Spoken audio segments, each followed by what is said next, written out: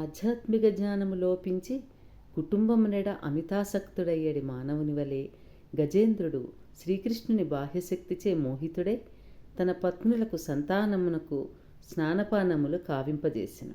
తన తొండముతో సరోవరము నుండి నీరు తీసి వానిపై చల్లుచు అది ఆ పనిలో కలిగేడి కష్టమును గుర్తింపకుండెను. ఇక్కడ చూసారా, గజేంద్ర మోక్షంలో 26వ శ్లోకం అన్నమాట. ఏమంటున్నారంటే, ఆధ్యాత్మిక జ్ఞానము లోపించి కుటుంబమునేడ అమితాసక్తుడయ్యేడి మానవుని వలె గజేంద్రుడు.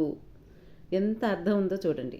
ఆధ్యాత్మిక జ్ఞానము లోపించి కుటుంబమునేడ అమితాసక్తుడయ్యేడి మానవుని వలె గజేంద్రుడు శ్రీకృష్ణుని బాహ్యశక్తిచే మోహితుడయ్యాడు. అంటే శ్రీకృష్ణుడు ఈ బాహ్యశక్తి, ఈ మాయా కూడా శ్రీకృష్ణుడు సృష్టించిందే. మానవులకి 84 లక్షల జీవరాశుల్లో ఒక్క మానవులకే జ్ఞానాన్ని ఇచ్చారు భగవంతుడు.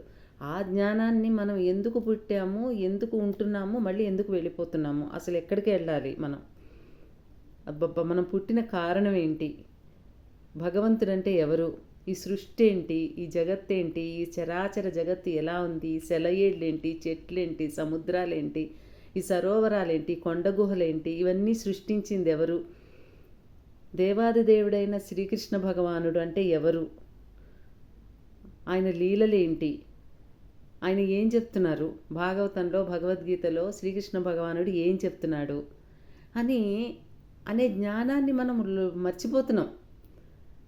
మనం పుట్టింది ఇదేదో మనదే సొంతము, అందరం కలిసి ఉంటాము చాలా రోజులు అని భౌతిక కార్యకలాపాలలో మునిగిపోతున్నాం. ఆధ్యాత్మికత ఎక్కడుంది? ఆధ్యాత్మికత అంటే ఏంటి అంటే ప్రతిరోజు భాగవతం చదవడం, ప్రతిరోజు భగవద్గీత చదవడం, ప్రతిరోజు జపసాధన చేయడం. హరేర్నామ హరేర్నామ హరేర్నామైవ కేవలం కలౌ నాస్తి ఏవ నాస్తి ఏవ నాస్తి ఏవ గతిరన్యత.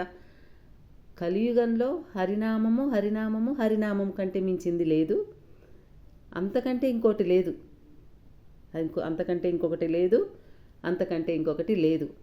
అంటే ప్రతిరోజు భగవన్నామ స్మరణ చేయాలి, భజన చేయాలి, జపం చేయాలి, పూజ చేయాలి, ఆత్మసమర్పణ చేయాలి, ఎన్నో నవవిధ భక్తి మార్గాల్లో అన్నీ చేయాలి, లేదంటే ఒక్కటైనా బాగా చేయాలి.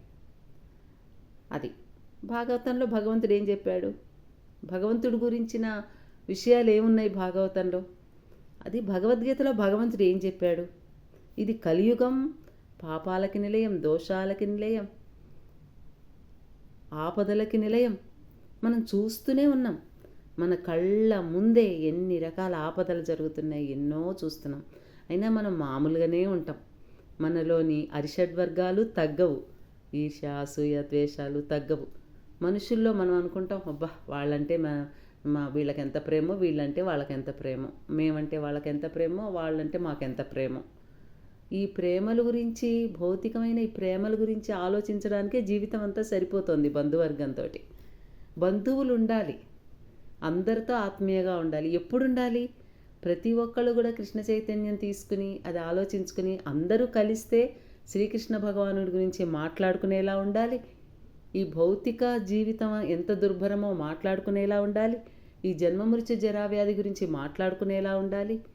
అవేమీ ఉండవు.